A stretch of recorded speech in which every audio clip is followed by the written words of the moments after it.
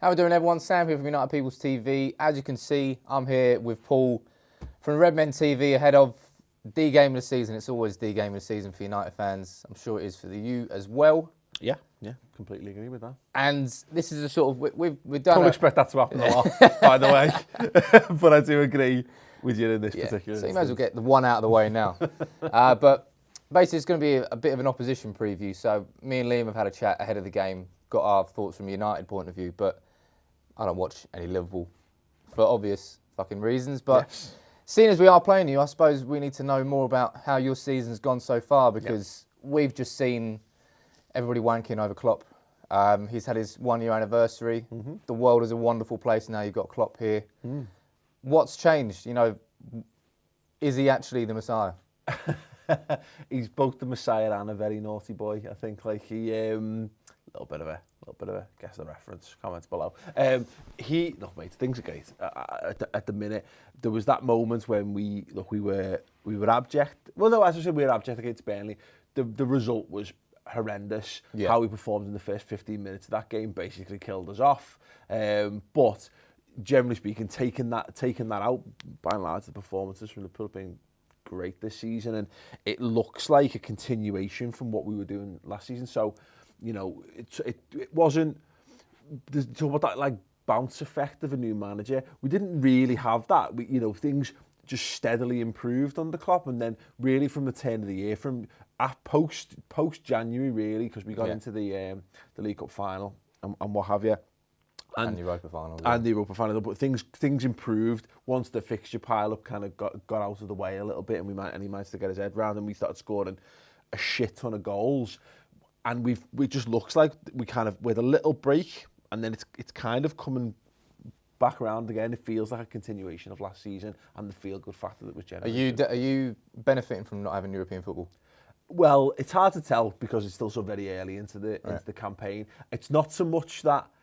Yeah, I suppose. Yeah, I mean, it's the obvious thing is, look, you're starting to experience it now, particularly Europa League football. Now, it's a different level of challenge. Champions League, as we experienced, we were dreadful in that competition the last time we were in there.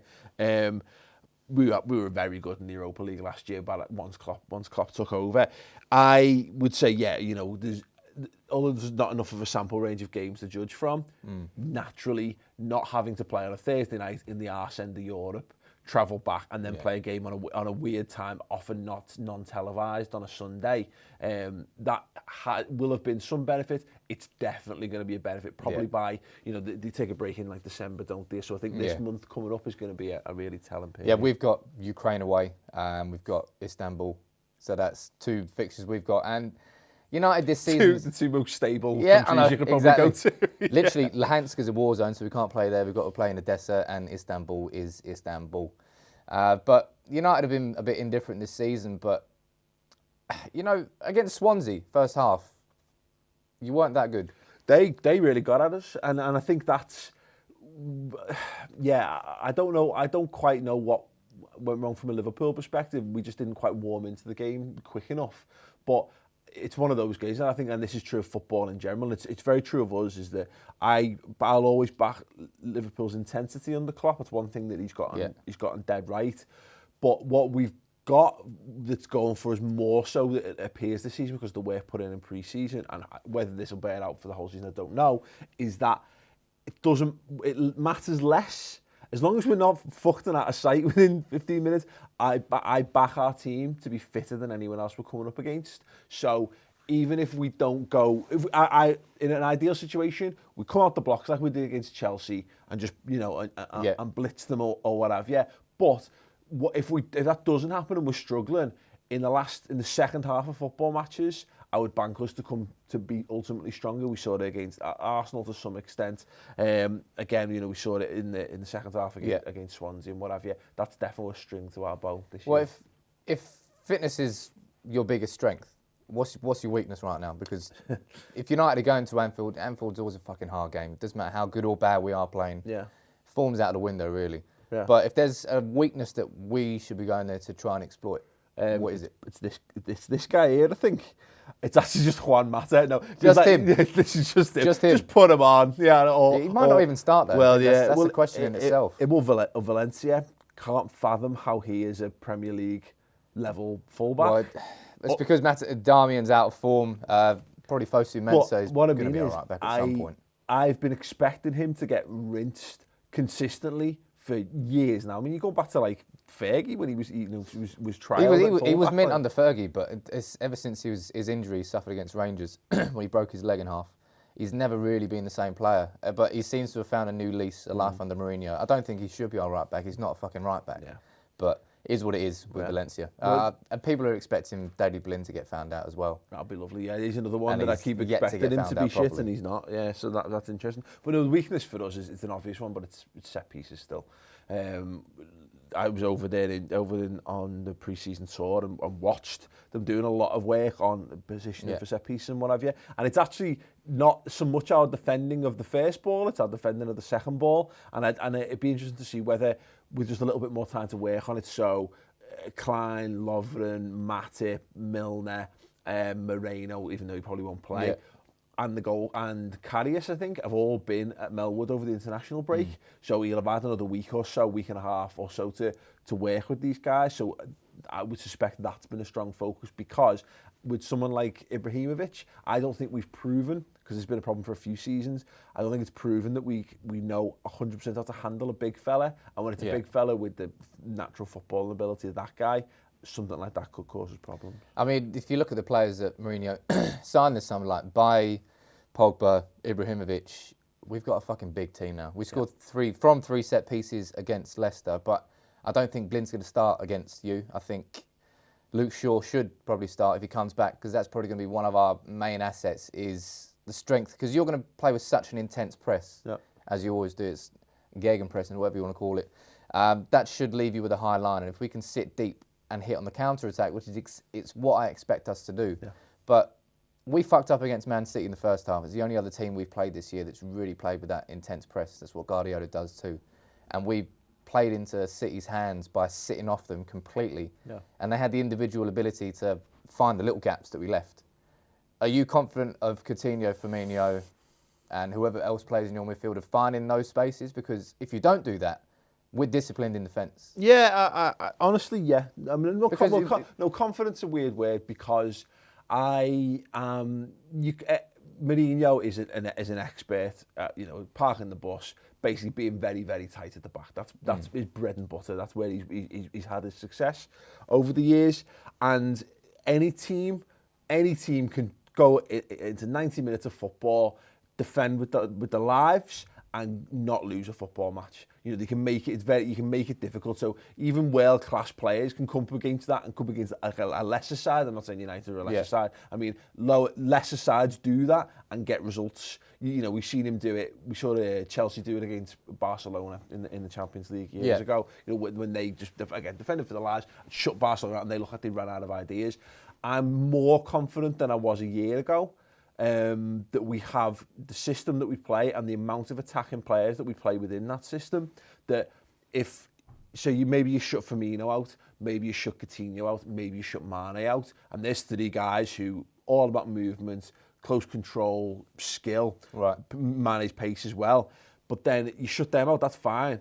Well then, again, if fit, what we've had so far, you've had Lallana arriving late, you've had Wijnaldum arriving late, you've even got the option of Henderson, as against Chelsea, balls dropping to him, 30 yards from goal, and he's sticking them in the top bin. We've got more options for breaking down defences now. So while you can't ever be like, we'll smash you, even if you do park the bus, I back us more now than I would have done a year ago. I think with Mourinho, of course, if you're playing away in a Champions League game, knockout football, sometimes you do part the bus. So Mourinho can part the bus when he needs to, but at the same time, he can play attacking when he wants to. It's just that with United this season, we've been very up and down. First half against Leicester, we could have scored 6. It was the best half of football. First time since 2011, we scored 4 goals in the first half, and it was looking fucking brilliant. But then we've got performances like Hull, where we fucking took Rashford until the last second to get the winner. That United have been very up and down. The biggest fear I've got from United Liverpool, exactly what you're saying there about Wijnaldum and Lallana arriving late into the box. We've been very indisciplined or undisciplined, whatever the word is, in terms of Pogba and Herrera running forward and leaving space so that the late runners into the box, there's always someone there for the cutback. We saw it against, was it Watford? I think it was Watford. 2 of their goals came from cutbacks right on the edge of the box. Nobody was there to mark him because our midfielders had run up the pitch. If you are playing like that, then there is going to be some success there. But it all depends on how Mourinho, because he can approach this in 2 ways. One, we could start with Fellaini, we could start with Rooney, slow it down, try and physicality, use that as a main strength. On the opposite side of things, we might play Rashford, Martial, and play with really discipline in defence and hit fast on the counter. Yeah. I can tell you right now, you're going to play. I hope we play like that. You're going to play he's going to play for a draw. He'll play for a draw because that's how he will play these games, because Mourinho approaches these games knowing that it's an away game against a big team, against a big rival. He doesn't need to win that. He needs to win the Old Trafford one. If he comes out, his plan in these games is to come out with 4 points from the season. If you get to a draw, you play for a draw and you maybe look to nick one. So if you win it 1-0 or whatever, then amazing, you've overachieved in what you've aimed for. Fergie did it in the last few years. There goes to Anfield, knows that the pressure builds on us to try and do something. He did it for Chelsea when the 13-14. He'll let us have the ball and say, go ahead, go and... But I think even if that's not Mourinho, that's the counter tactic to gegenpressing is to let the team have the ball, wait there and sit disciplined. That is how you play against it anyway, regardless of whether you're Mourinho or you're Anfield. But I do agree in that, not that he's going there for the draw, but he's definitely not going to go there with the intention to come out from the whistle and attack you. He's gonna let you, because I do think that's the correct way to play. I think we'd probably be more pissed off as United fans if we went there, all guns blazing, with 2-0 down within 10 minutes, saying, fuck, we splurged a load already. That would be amazing. Though. That would not be amazing. But as a prediction, be bold. I think we'll win, and because ultimately I think Liverpool will win every game of football that we play, and because if you don't, what's the fucking point of being a football fan? It's Mourinho though, so I wouldn't put it past it being a 2-1 or a 1-0. I can't. I'd love to say, look, it's the death of Mourinho's brand of football, and this new brand of exciting pressing football is the future. We go in and smash us off the park, but it's Man United. I can't see us doing that. I think this is going to be a really tight one. It's going to be decided by a goal. I think there's one thing that won't happen is a clean sheet. I think your defence isn't good enough for a clean sheet, and I think your attack is good enough to score at least 1 against us. So whether that means it's going to be a 5-4 or a 2-1, I have absolutely no idea. It's very much, I think it depends on how Mourinho sets up and how Klopp sets up, which kind of makes it an interesting dynamic. It's not a game where one team is a complete fucking favourite and the other one's just going to be cannon fodder. But let us know your predictions below. Obviously, you're going to agree with me, because if you're not, well, I don't know what you're doing, but that's the end of it. Make sure you check out, there's some more content coming out on Ball Street this week. Got you decide who's going to finish higher, Liverpool or United. Easy one on that one. Also going to be a tactics build-up with James. And I'm also going to be on Redmen TV giving my views on United to inform the Redmen audience what they're missing at Old Trafford. But we'll see you soon, so take it easy.